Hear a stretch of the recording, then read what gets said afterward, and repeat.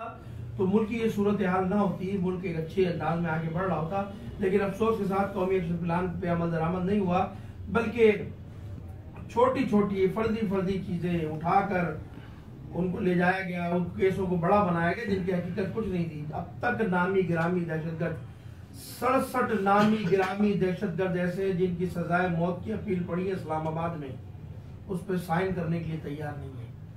जब तक इस मुल्क में मुजरिमों को बचाया नहीं जाएगा, सजाएं नहीं दी जाएंगी, कातिलों को उनके अंजाम तक नहीं पहुंचाएगा, उस वक्त तक मुल्क में अमन अमान कायम नहीं हो सकता। इस मुल्क के अंदर एक अजीब सूरत हाल है, बैलेंसिंग पॉलिसी है। कातिल भी मोहतरम है, मकतूल भी मोहतरम है, दोनों इस मुल्क में मोहतरम है। पता ही नहीं है कौन जालिम है कौन मजलूम है, दोनों को एक लाठी से आका जाता है। ये सियासत ज्यादा देर चलने वाली नहीं है। हुक्मरानों से मुझे गिला नहीं है, इनके बस में कुछ भी नहीं है। पाकिस्तान की हुकूमत बेबस है, पाकिस्तान के हुक्मरान बेबस है, इनके इख्तियार में कुछ नहीं है। मेरा सवाल तो पाकिस्तान की रियासत से है। पाकिस्तान की रियासत, जब मेरे आबा अजदाद इस मुल्क में आए तो पाकिस्तान की रियासत ने मुझसे सवाल किया, मुझसे वादा किया कि मैं तुम्हारी जान माल इज्जत और आबरू का तहफ़्फ़ुज़ करूंगा, हिफाजत करूंगा।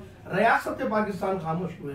पाकिस्तान में बेगुनाह अवाम मारे जा रहे, 60,000 लोग मार दिए गए 20 साल के अंदर।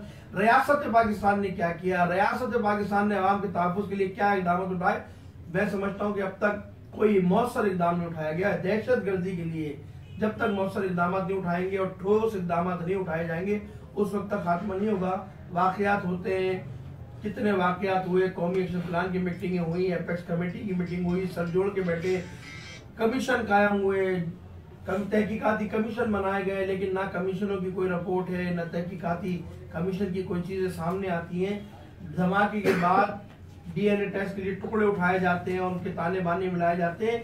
टुकड़ों को उठाकर जो है वो ताने बाने मिलाने की कोशिश की जाती है। हमने खानपुर के अंदर एक जिंदा सालिम दहशतगर्द दिया पकड़कर, हमारे जवानों ने दिया, जिंदा सही और सालिम दहशतगर्द। अब तक मैंने DG रेंजर से पूछा, मैंने वजीर आला से सवाल किया, मैंने IG से पूछा, खानपुर में जो दहशतगर्द पकड़ा गया था खुद का हमलावर, उसका क्या हुआ? उसके ताने बाने कहां से मिले? उसके पीछे कौन लोग थे, कौन कुव्वतें थी, कौन लेकर आए थे, कौन सहूलतकार थे?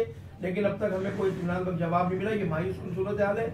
मैं समझता हूँ इस तरह से मामला आगे नहीं चल सकते, मामला और पेचीदा होंगे। मैं हुकूमत से कहता हूँ कि जिस तरह कराची में वसी पैमाने पर टारगेट ऑपरेशन शुरू किया था, उसके दायरे को मजीद वसी करें।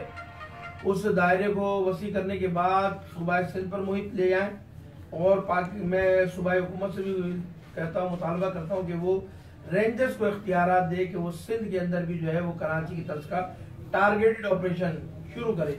और सिर्फ सिंध की बात नहीं कर रहा, मैं पूरे पाकिस्तान में चाहता हूँ कि दहशतगर्दों के खिलाफ टारगेटेड ऑपरेशन हो ताकि दहशतगर्द अपने अंजाम को पहुंचे।